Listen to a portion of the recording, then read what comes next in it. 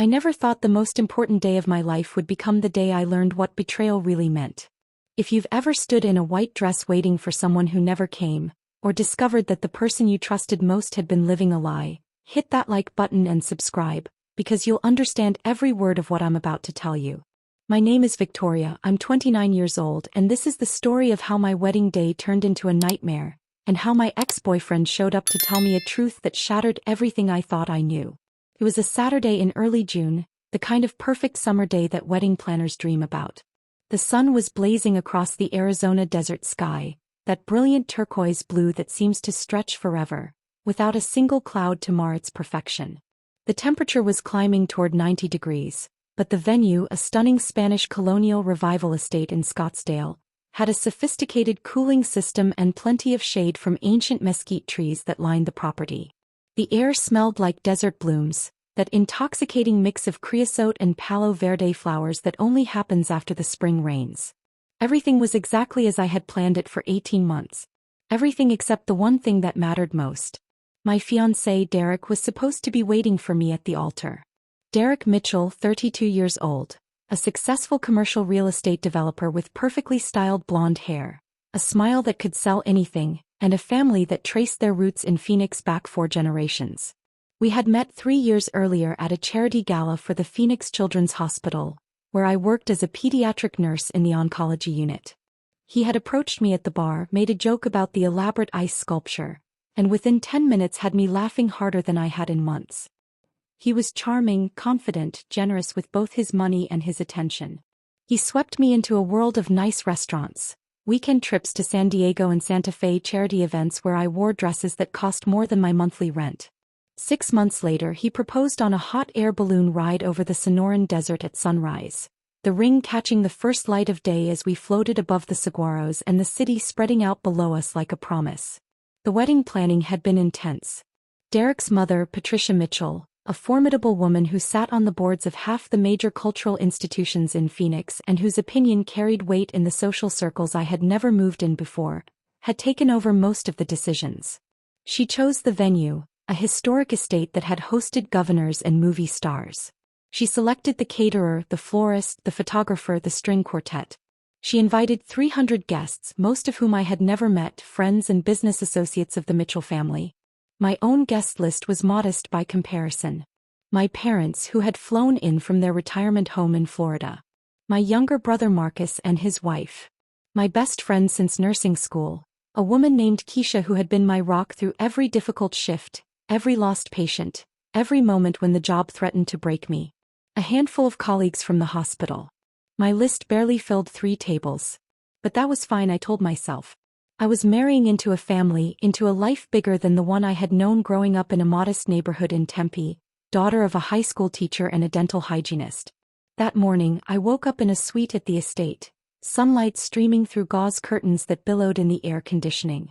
Keisha was already awake, laying out my dress with reverent care, the ivory silk and lace creation that had required 4 fittings and cost more than my car. My mother was brewing coffee in the small kitchenette, her face already showing the emotion of the day. She kept crying happy tears, dabbing at her eyes with tissues, telling me how beautiful I looked even though I was still in my pajamas with my hair in a messy bun.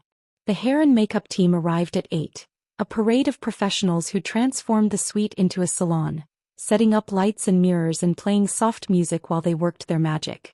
By 11, I looked like a version of myself I barely recognized. My dark brown hair, usually pulled back in a practical ponytail for 12-hour hospital shifts, was swept into an elegant updo with small white flowers woven through it. My makeup was flawless, emphasizing my brown eyes, making my olive skin glow. The dress fit perfectly, hugging my curves before flowing out in layers of silk and lace. I looked like a bride from a magazine, like someone who belonged in this world of wealth and social status that I had stumbled into. The ceremony was scheduled for 2 o'clock. By 1:30 I was ready, standing in the bridal suite with my bouquet of white peonies and garden roses, trying to calm my nerves with deep breaths. Keisha kept checking her phone, texting updates with the wedding coordinator. My father, in his rented tuxedo that he kept adjusting uncomfortably, practiced offering me his arm for the walk down the aisle. My mother fussed with my veil, making sure every detail was perfect. At 1:45 there was a knock on the door. It was the wedding coordinator, a thin woman named Amanda who had been managing every detail with military precision for months. She looked nervous, her professional smile slightly strained. She said she needed to speak with me privately. My mother and Keisha exchanged glances, but I followed Amanda into the hallway, my dress rustling against the terracotta tile floors. Amanda's voice was careful, measured, like she had practiced what she was going to say. She told me there was a small delay. Derek was running a few minutes late. Nothing to worry about, just some traffic on the 101. We would push the start time back 15 minutes. I nodded, feeling the first flutter of anxiety in my chest, but I pushed it down. Traffic in Phoenix could be unpredictable, even on a Saturday. 15 minutes was nothing. I went back into the suite and relayed the information. My mother immediately started worrying, but my father told her to relax, that these things happened. Keisha made a joke about groom jitters and poured me a glass of water since I couldn't risk anything on the dress. 15 minutes passed. Then 30. Then 45. Amanda kept returning with updates, each one more vague than the last. There was some confusion. They were trying to reach Derek. His groomsmen didn't know where he was. His phone was going straight to voicemail. By 2:30, the carefully maintained calm in the bridal suite had evaporated. My mother was pacing, my father was making phone calls, and Keisha was fury personified, saying things about Derek that would have made me laugh under any other circumstances. I sat on the velvet settee in my perfect dress with my perfect hair and my perfect makeup, and I felt something cold and terrible settling into my bones. This wasn't traffic. This wasn't a delay. Something was very wrong. At 2:45, Patricia Mitchell herself came to the bridal suite. I had never seen her look anything less than completely composed, but now her face was tight with barely controlled emotion. She closed the door behind her and looked at me with an expression that mixed pity with something that looked almost like guilt. She said they couldn't find Derek. That he had left his apartment that morning, told his best man he would see him at the venue, and then disappeared. His car was still in his parking space. His phone was off. No one had heard from him in hours. She said they were trying to figure out what happened, that there must be an explanation, but right now they couldn't proceed with the ceremony. She suggested I wait a little longer, that surely he would show up or contact someone. Her voice was steady but her hands were shaking, and I realized that she was just as blindsided as I was. I don't remember deciding to leave the bridal suite.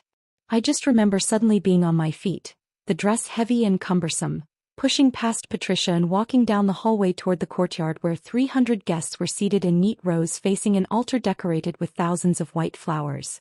I could hear the string quartet still playing, the same loop of classical music they had been cycling through for over an hour. I pushed open the door to the courtyard and every face turned toward me. I saw the confusion, the pity, the awkward discomfort of people who didn't know what to do. I saw my colleagues from the hospital in one section, Derek's business associates in another, the Mitchell family friends filling most of the seats, all of them staring at me like I was a car accident they couldn't look away from. I stood there in the doorway, the desert heat hitting me like a physical force after the air-conditioned interior, and I felt the first crack in the facade I had been maintaining. Keisha was suddenly beside me, her arm around my waist, trying to pull me back inside, but I couldn't move. I was frozen, staring at the empty altar, at the space where Derek was supposed to be standing. The officiant, an older man who had done Derek's sister's wedding, looked at me with such profound sympathy that it made everything worse. I opened my mouth to say something, though I had no idea what, when I heard a commotion at the back of the courtyard, near the entrance where guests had arrived. A man was arguing with security, insisting he needed to get through, that it was urgent. I couldn't see him clearly through the rows of seated guests, but there was something familiar about his voice that made my heart lurch. And then the crowd parted slightly and I saw him. Nathan Chin, my ex-boyfriend, the man I had dated for 2 years before Derek, the man I had loved and left because he couldn't commit, couldn't give me the stability and future I wanted. He was wearing jeans and a button-down shirt, completely inappropriate for a wedding, his black hair disheveled like he had been running his hands through it. He was trying to push past the security guard, his face urgent and desperate, and when his eyes found mine across the courtyard, I saw something in them that terrified me. Guilt, and pity, and determination. Security was about to remove him when I heard my own voice, stronger than I expected, telling them to let him through. I don't know why I said it. Maybe because in that moment of complete chaos and humiliation, seeing a face from my past felt like an anchor to something real. Maybe because some part of me knew that Nathan wouldn't be there unless it was absolutely necessary. He made his way through the crowd, ignoring the whispers and stares, and stopped a few feet from me. Up close, I could see he looked terrible. Exhausted. Stressed. His eyes were bloodshot like he hadn't slept. And when he spoke, his voice was low, meant only for me, but in the silence of that courtyard with 300 people watching, everyone heard him anyway. He said he was sorry. That he had tried to reach me a dozen times over the past week, but I had blocked his number after a drunken call 6 months ago where he had told me that leaving him was a mistake. He said he had information about Derek, information I needed to know before I married him, but I wouldn't take his calls and he knew I would think he was just trying to sabotage my happiness. He said he had finally decided that he had to tell me in person, even if I hated him for it, even if it destroyed whatever fragile peace we had maintained since our breakup. He said Derek wasn't who I thought he was. That he had been living a double life. And that Nathan had proof. The courtyard erupted.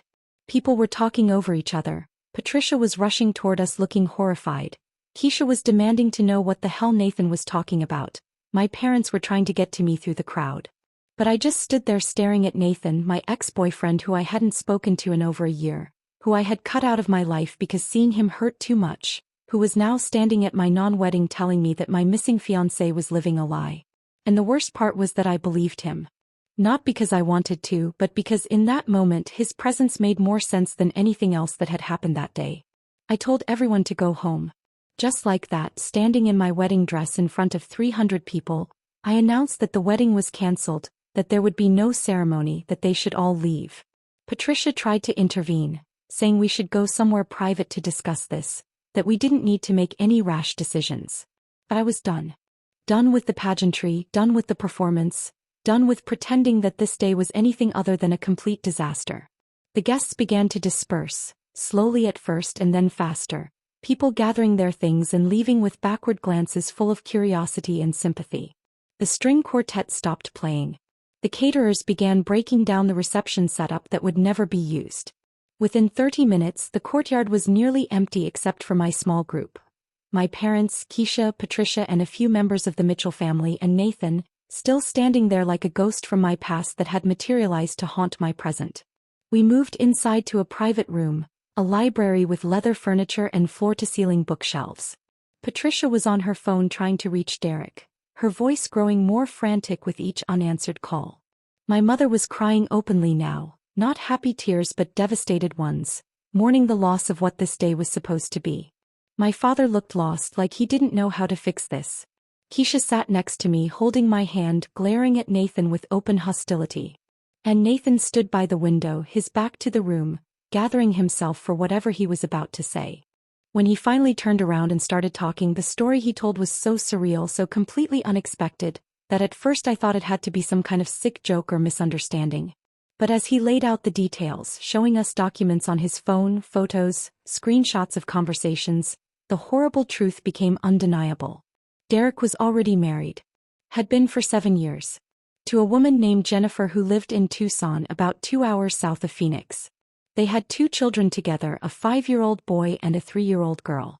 Derek split his time between Phoenix and Tucson, telling Jennifer he traveled constantly for work, maintaining 2 complete lives in 2 different cities. The house in Scottsdale that I thought we would move into after the wedding, the one Derek said was a new purchase, was actually a property he had owned for years as his Phoenix base. Jennifer knew nothing about me. And until a week ago I had known nothing about her. Nathan explained how he had found out. He worked in tech, specializing in cybersecurity, and he had a client, a woman who was going through a divorce and suspected her husband of hiding assets. Through that work, Nathan had developed contacts with private investigators and people who specialized in uncovering financial deception. A few months ago he had been having dinner with one of these contacts, a PI named Rick, and they had gotten to talking about the cases Rick was working on. Rick mentioned a bizarre one, a woman in Tucson who had hired him because her husband's business trips didn't add up. The receipts didn't match his explanations, and she was starting to suspect he was having an affair. Rick had followed the husband to Phoenix and discovered he wasn't having an affair in the traditional sense. He was living an entirely separate life. With a fiancée. A wedding being planned. A whole other existence. Rick showed Nathan a photo of the man because he thought it was such a wild case. And Nathan recognized Derek immediately. Nathan said he had agonized over what to do with this information. We weren't together anymore. I had made it clear I didn't want him in my life. He figured I would think he was lying out of jealousy or trying to interfere. But as my wedding date got closer, he couldn't live with himself if he said nothing. He tried calling, texting, even reaching out through mutual friends, but I had shut down every avenue. So he decided to show up at the wedding itself, knowing it would be dramatic and awful but believing I deserved to know the truth before legally binding myself to a man who was committing fraud on a massive scale. He said Jennifer, Derek's actual wife, had no idea he was planning to go through with a bigamous marriage. Derek had been planning to maintain both marriages, both families, splitting his time and his money between two lives, and apparently believing he could sustain this indefinitely. The room was silent except for Patricia's quiet sobbing. She kept saying she didn't know, that she had no idea, that Derek had always been secretive about his personal life, but she never imagined this. My father asked the obvious question. Where was Derek now? Nathan said he didn't know for certain, but Rick the PI had mentioned that when Jennifer hired him she had given him permission to confront Derek with the evidence. That confrontation had been scheduled for this morning. It was possible that Derek, faced with the truth, had panicked and run.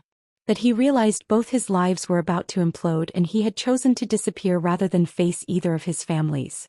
I sat there in my wedding dress, the silk suddenly feeling like it was suffocating me, and I tried to process what I was hearing. The man I had agreed to marry, the man I had planned a future with, the man whose children I had imagined having, was already married with children.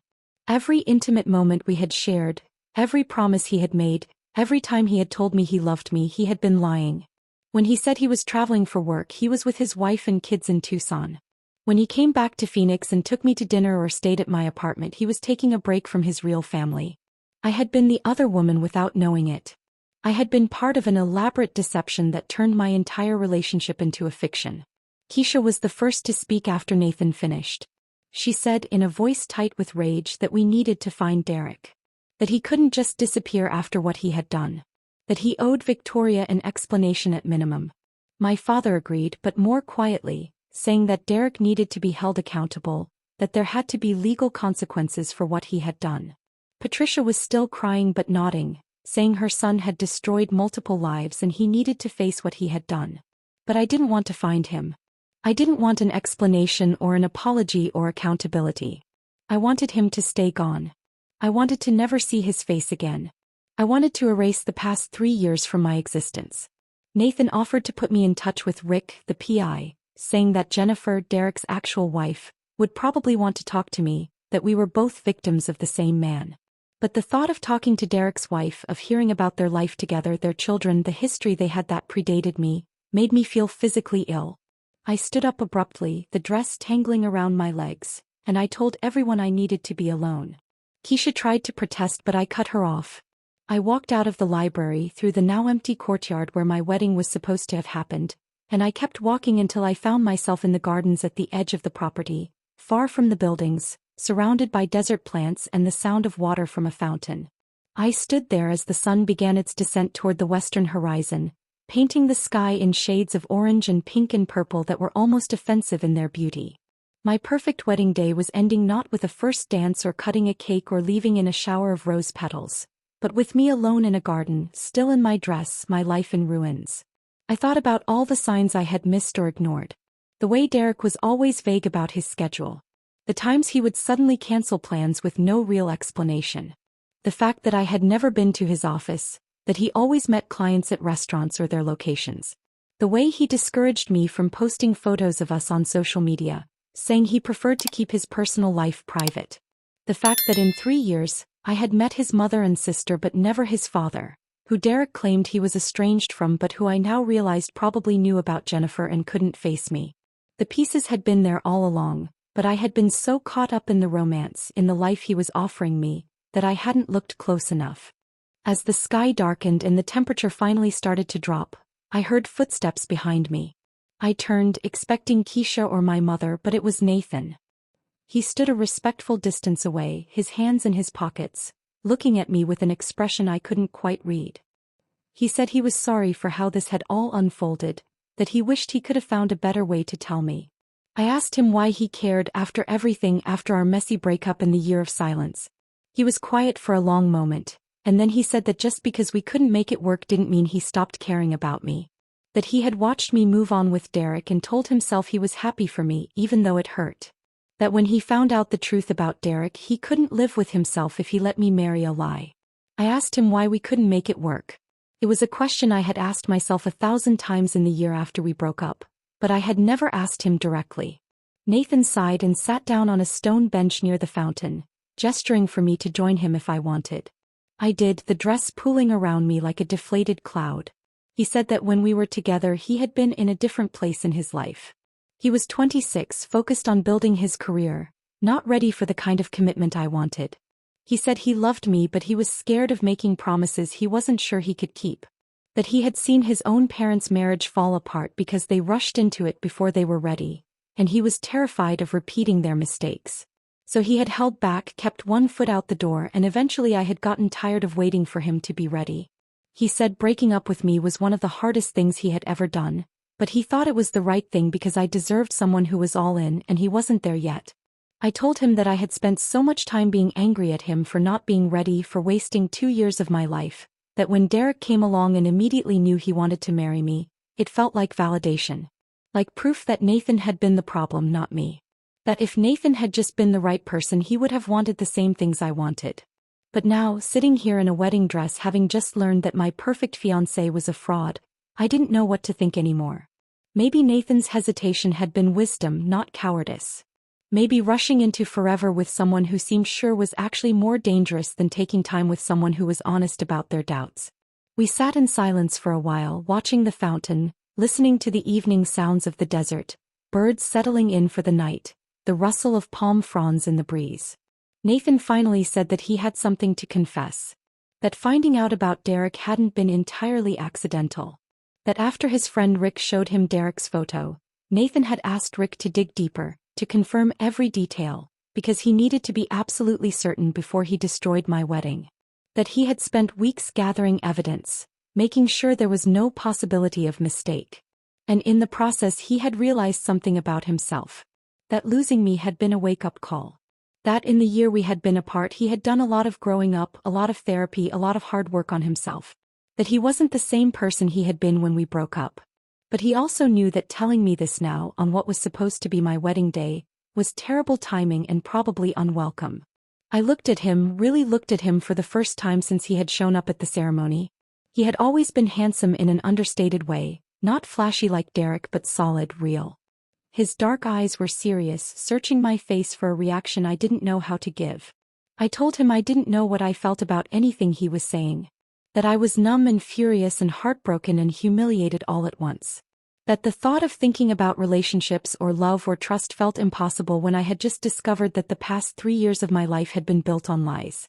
He nodded, said he understood, that he wasn't expecting anything from me.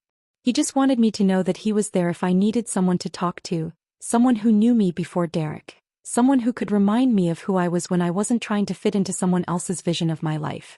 Keisha found us eventually, her heels clicking on the stone path, her face still showing the rage she was carrying on my behalf. She said my parents were worried and that we should go back to the hotel where we had rooms booked for the wedding night. The thought of spending the night in a honeymoon suite alone was so absurd that I almost laughed. Keisha saw my face and quickly said she would stay with me, that we would order room service and trashy movies and get through this night together. Nathan stood up, said goodbye, told me to call him if I needed anything, and walked away toward the parking lot. Keisha watched him go and then looked at me with raised eyebrows, but I shook my head. I couldn't talk about Nathan right now. I couldn't talk about anything. I just needed to get out of this dress and figure out how to survive the next 24 hours. The hotel room was exactly as luxurious and romantic as expected, with a king bed covered in rose petals, champagne chilling in a bucket, and a card from the hotel congratulating Mr. and Mrs. Mitchell. Keisha swept the rose petals onto the floor, dumped the champagne in the sink, and tore up the card while I stood in the bathroom staring at myself in the mirror. I looked like a bride. A beautiful, tragic bride. I started pulling pins from my hair, watching the careful updo collapse into chaos. I wiped off the makeup with harsh strokes, not caring that I was probably damaging my skin. I unzipped the dress and stepped out of it, leaving it in a heap on the bathroom floor. I put on the hotel robe and walked back into the room where Keisha had already ordered pizza and queued up a mindless action movie. We didn't talk about Derek or Nathan or the wedding. We just ate pizza and watched explosions and pretended that this was a normal night.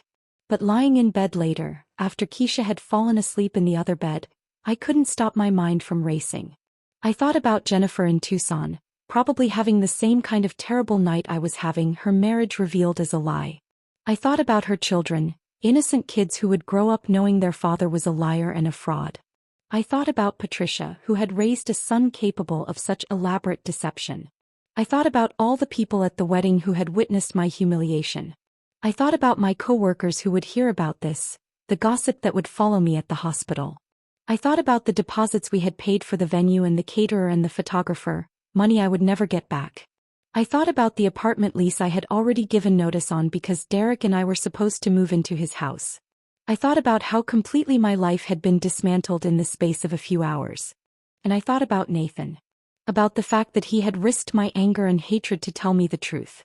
About the things he had said in the garden about growing up in therapy and being different now. About the way he had looked at me like I was someone precious he had lost and found again in the worst possible circumstances. I didn't know what to do with any of it. I didn't know if I could trust my own judgment anymore after being so spectacularly wrong about Derek.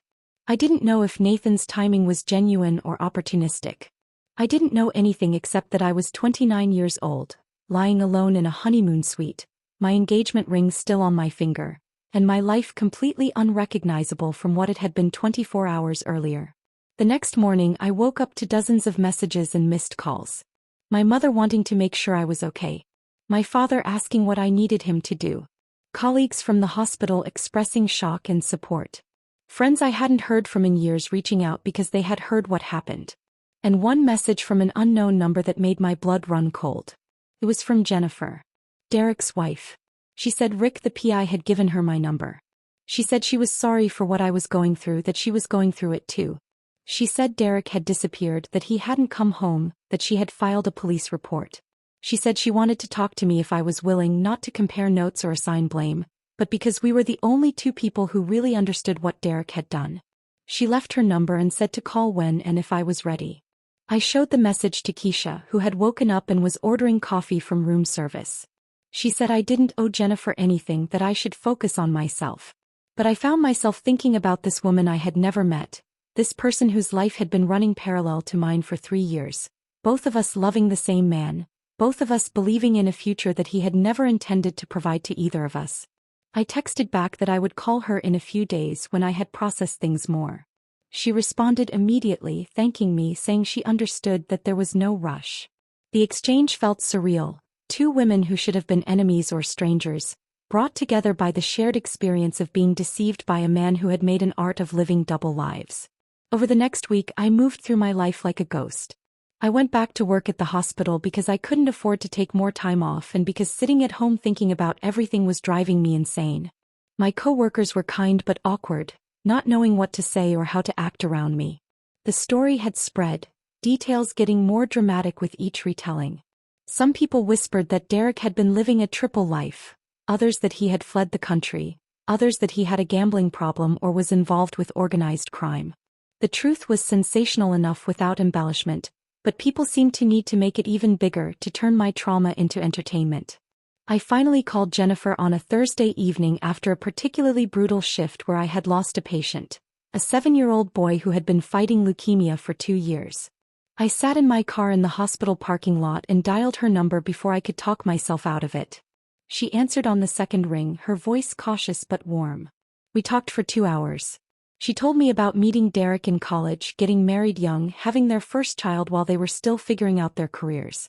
She said Derek had always traveled for work, that it was part of his job, and she had never questioned it because he was a good father when he was home, attentive and present.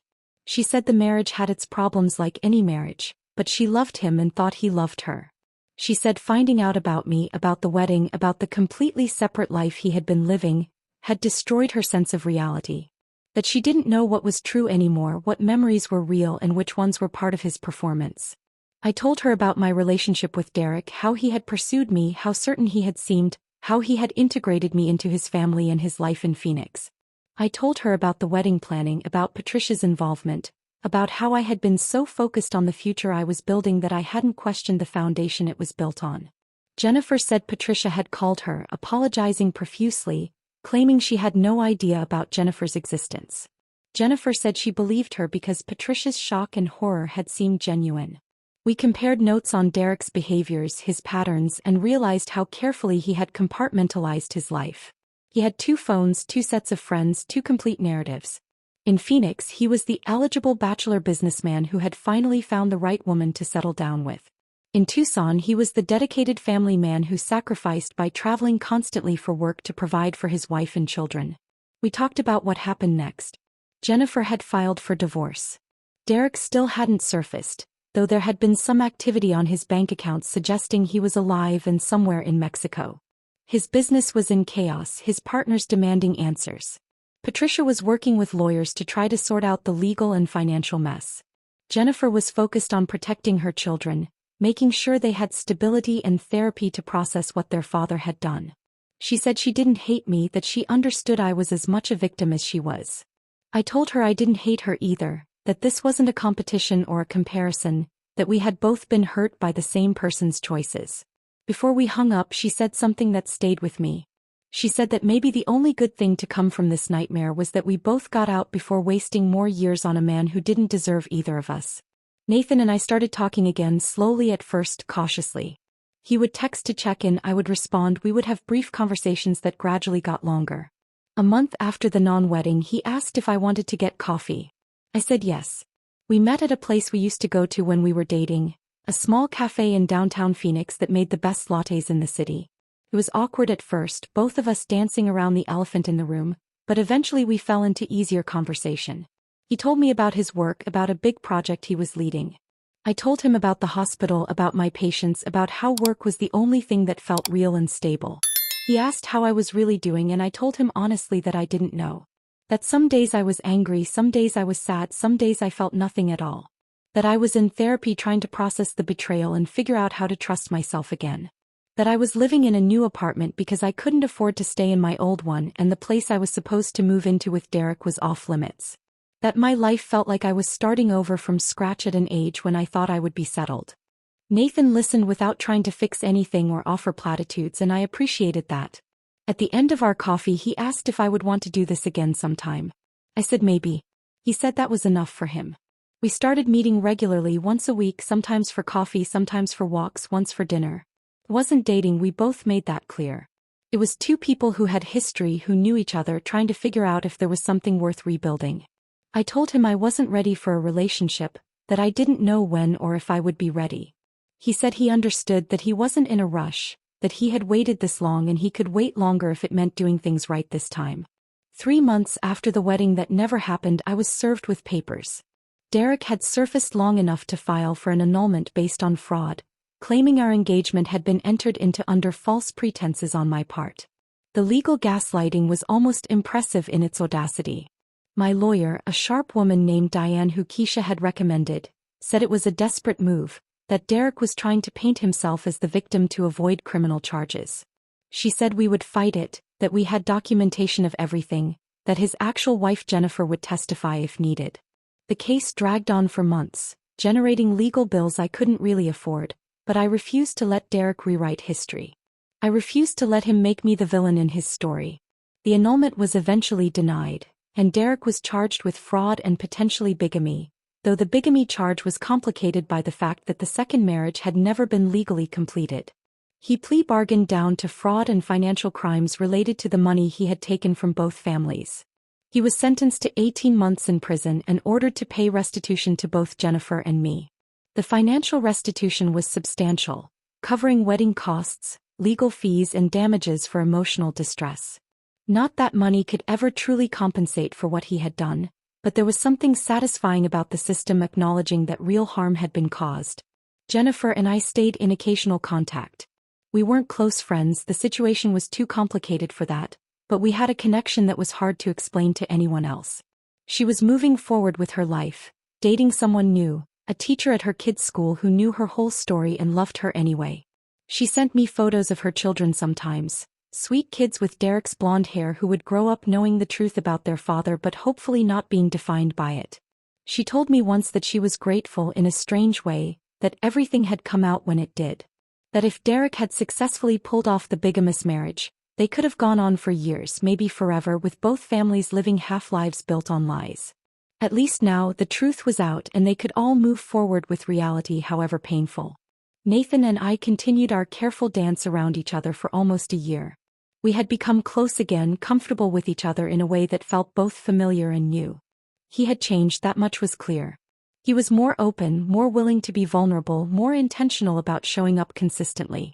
He remembered details about my life, checked in when he knew I had difficult shifts at the hospital, brought me coffee when I was studying for my certification exam to become a pediatric oncology nurse practitioner. He met my parents when they visited, and my father, who had been skeptical, admitted that Nathan seemed like a good man. Keisha, who had initially viewed him with deep suspicion given his timing, eventually came around, saying that anyone who had stuck around through all my trauma without expecting anything in return deserved at least a chance. It was a Saturday in late April, almost a year to the day before what would have been my wedding, when Nathan asked if I wanted to go hiking. We drove out to South Mountain Park, one of the largest municipal parks in the country, a preserve of desert and mountain right in the middle of Phoenix.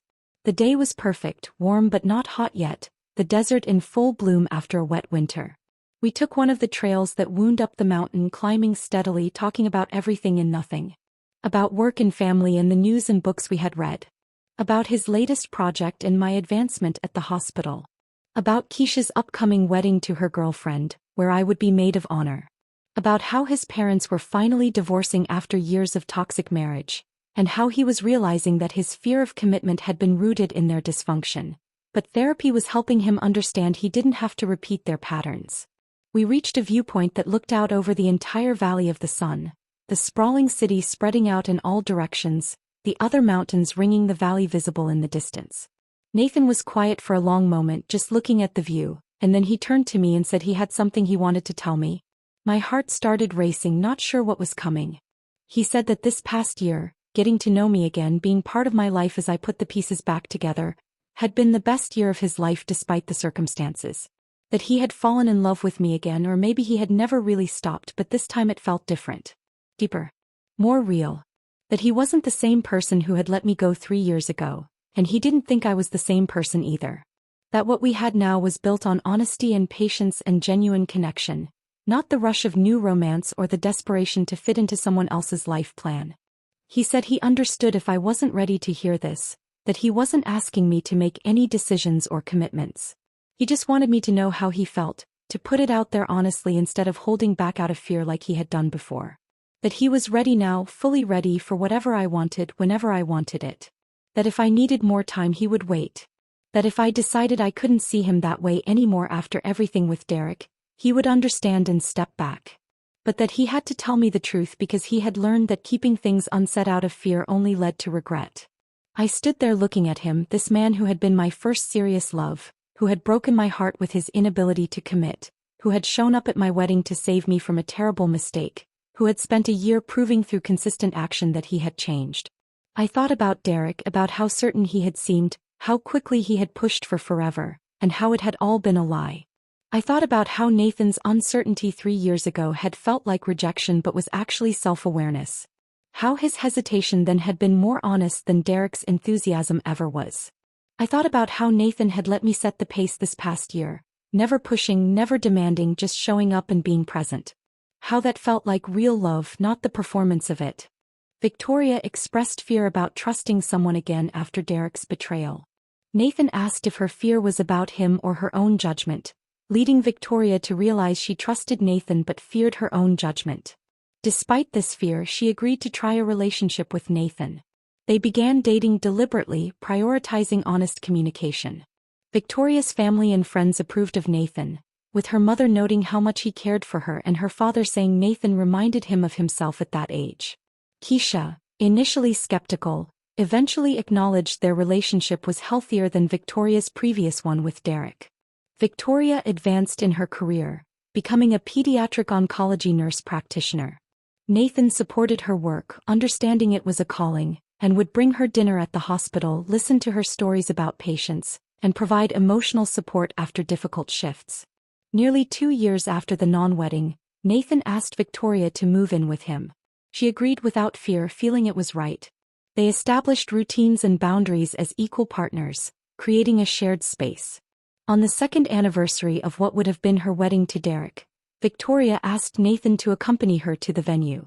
Standing in the courtyard where she had been abandoned, Victoria felt peace and compassion for her past self. At brunch afterward, they expressed gratitude for their relationship and how they had reached this point together. Nathan proposed to Victoria on a random Tuesday night while they were cooking dinner together. He presented a simple, elegant ring, unlike the ostentatious one Derek had given her. They planned a small wedding at a restaurant they loved, with only family and close friends attending. Keisha was Victoria's maid of honor, and Jennifer, Derek's ex-wife, also attended as an unlikely friend. They honeymooned in Colorado, hiking and staying in a cabin. On their last night, Nathan asked if Victoria still thought about Derek, and she admitted she sometimes reflected on how close she had come to marrying him, feeling grateful she had been saved from that fate. After serving his full sentence, Derek was released from prison and moved to California. Jennifer had remarried a teacher, and Patricia had sold the family business and moved to Santa Fe. Victoria and Nathan bought a 1950s ranch house in Central Phoenix, which they renovated slowly. They adopted a rescue dog named Luna. Victoria began volunteering with a support group for people navigating infidelity and deception, sometimes accompanied by Nathan, who shared his perspective on earning a second chance. 3 years into their marriage, they decided to have children after open discussions about their fears and hopes. Victoria became pregnant quickly, and their daughter Lily was born on a warm October evening. They named her after Nathan's grandmother. As new parents, they navigated the challenges together, with Nathan's anxiety making him attentive and Victoria's nursing skills helping with medical concerns.